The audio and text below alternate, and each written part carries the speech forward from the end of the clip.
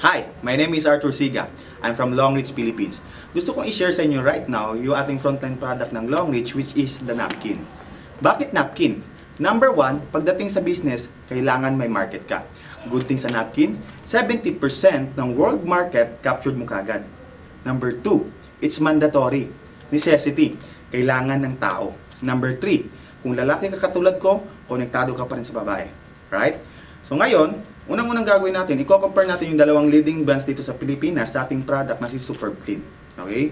So now, alam naman natin yung mga leading brands, ang packaging niya is plastic. Pag binuksan mo, hindi na siya maisasara. Good thing sa Superb Clean, kapag kumuha ka ng isa, ayan, it's resealable. At gawa siya sa food foil, kaya matibay. Okay? So ngayon, meron akong napansin dito sa napkin na meron siyang pandikit. Okay? Pandikit niya is food gum o kaya white rugby. Okay, so chemical po siya, hindi maganda sa katawan. So ngayon, pag dinikit yan sa underwear ng mga babae, alright, at pagtanggal niyan, merong naiiwan na residue. Kaya advice ng obigay ni doctor, nalalaban yung underwear ng mga babae 5 up to 7 times na labahan. Okay? So now, ganun din sa ibang brand, sa isang brand, ano din, white rugby din. Okay? Ayan, so ngayon, kung mapapansin nyo dito sa Superb Clean, sealed na sealed siya 360 degrees. Okay? So ngayon, meron din siyang pandikit. Ang pandikit niya dito is food gum o kaya bubble gum. Alright? So now, meron ako nalaman na dalawa lang pala yung hinahanap ng babae sa isang napkin. Ano yon? Unang-una is yung komportable suotin. Okay? Pangalawa is yung absorbency ng napkin. So ngayon, kung napapansin nyo naman is sa dalawang leading brands is bako-bako siya at saka medyo makapal. Maganda sa napkin, smooth siya at saka manipis. Okay? So now, yung pangalawang gagawin natin, ayan, meron akong warm water dito. Lalagyan ko siya ng tigpi 50 ml. Ayan, 50 ml, lalagyan ko siya each napkin. Alright? Bakit 50 ml? Kasi ang babae, nagbe-mention sila ng 30 up to 80 ml every menstrual cycle. Okay, so 50 ml yung nilagay ko dito para gitna, pantay or patas. Okay, at saka sabi din ng obigay ni doctor, 50 ml lang daw yung pinakamalakas na nilalabas ng babae every menstrual cycle. Okay, so another 50 ml ulit. So now, meron akong nalaman na ang napkin pala isang perfect breeding ground ng bakterya. Tama? Bakit? Kasi basa, kulob, tapos mainit. So perfect talaga siyang tambayan ng bakterya. Kaya doon pa lang nagkaka-problem sa mga babae. Okay? So now, yan, another 50 ml ulit. Ang huli ko nilagyan is yung product ng Longreach na si Superb Clean Napkin. Ayan, kung napapansin nyo, yan, mabilis niya agad na inabsorb. Kasi ang babae pala, every 2 hours talaga yan sila nagpapalit. So, dun pa lang, sabi ng obigay ni doktor, hindi na susunod. Kaya maraming, kung napapansin kayo, maraming kakilala na nagkaka-UTI, dysmenorrhea, myoma, pa yung dysmenorrhea, yung pananakit ng puson, myoma, at saka yung pinaka-worst na cervical cancer. Okay?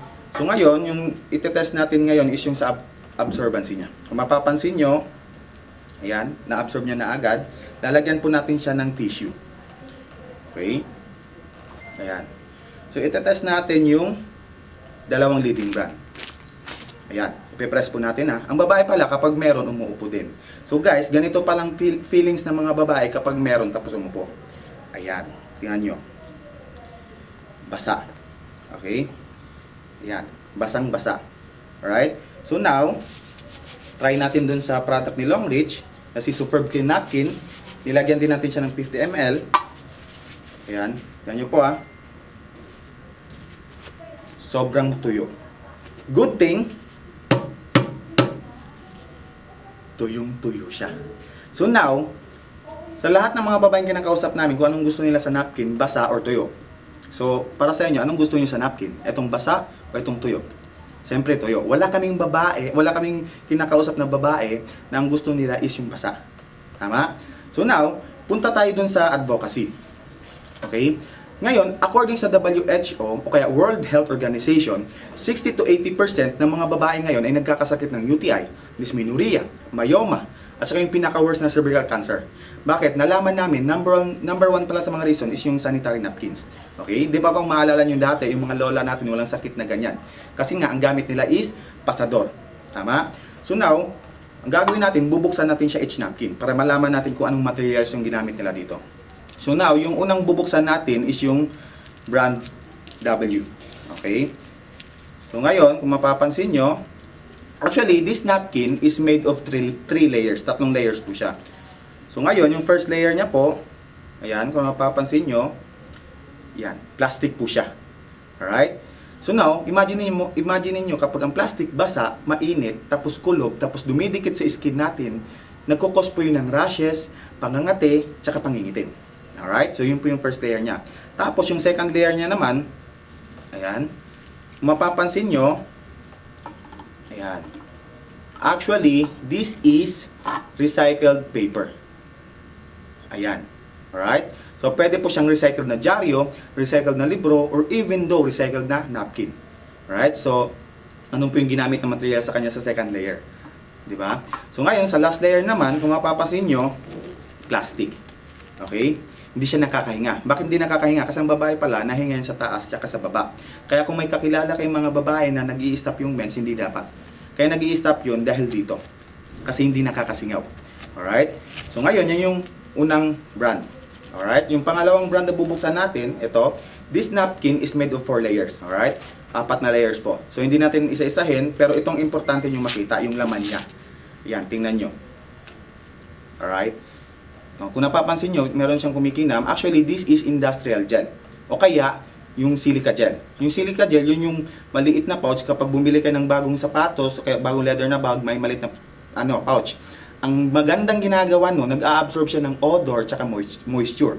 Pero anong nakalagay doon sa maliit na pouch? Di ba? Do not eat, poisonous, throw away. So, ibig sabihin, fully chemical siya.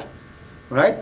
Kaya ngayon, ang bad news doon, kapag ang babae meron, tapos medyo puno yung napkin, pag upo yan nila, bumabalik yan sa sistema ng babae. I-open pa naman yun. Tama? Now, ang bad news doon, may halo na yung bacteria at saka chemicals. Right? Kaya no wonder merong UTI, dysmenorrhea, myoma, at saka yung pinaka-worst na cervical cancer. Bakit? Dahil po sa poor quality ng materials na ginagamit nila dito. Right? So, yun po yung pangalawang brand.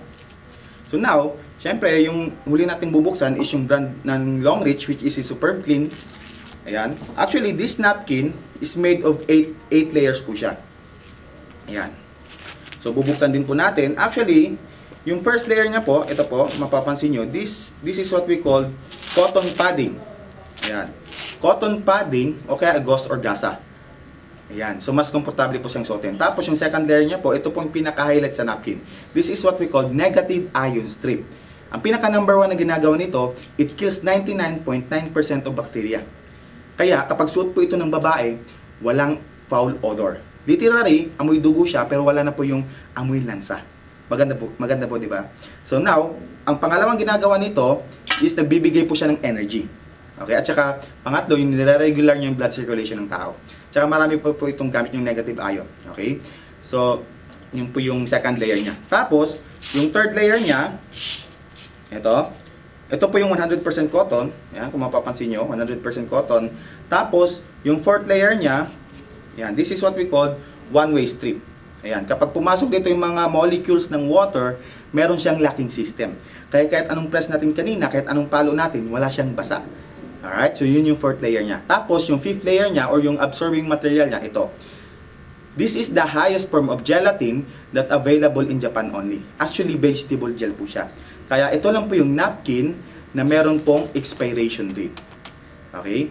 Now, maganda pa dito, yung ano niya, yung 6th layer niya, one-way strip ulit. Tapos yung 7th layer niya, 100% cotton.